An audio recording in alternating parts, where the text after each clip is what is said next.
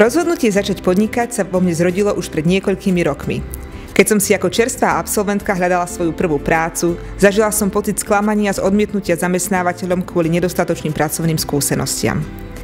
A tak som si zbalila kufor a vycestovala som.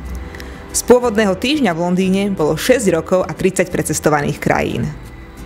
A vtedy niekedy som sa rozhodla, že ľuďom v mojom veku ponúknem možnosť nasať do seba životné skúsenosti, vedomosti, prax, zážitky a dobrodružstvo, krátka všetko to, čo som mala to šťastie na vlastnej koži skúsiť ja. Nie som sprostredkovateľka zamestnania. Som online sprostredkovateľka služby, vďaka ktorej mladý človek získa svoje životné skúsenosti potrebné pre prvé zamestnanie. Misiou mojej spoločnosti VOPA je ponúknuť mladým ľuďom získať jednoduchý a prehľadný prístup k aktuálnym príležitostiam. A práve tie dennodenne vyhľadávam prostredníctvom zahraničných partnerov po celom svete.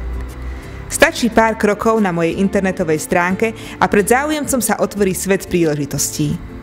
Tie tvoria stáže, pracovné ponuky, brigády, dobrovoľnícke aktivity, semináre a konferencie.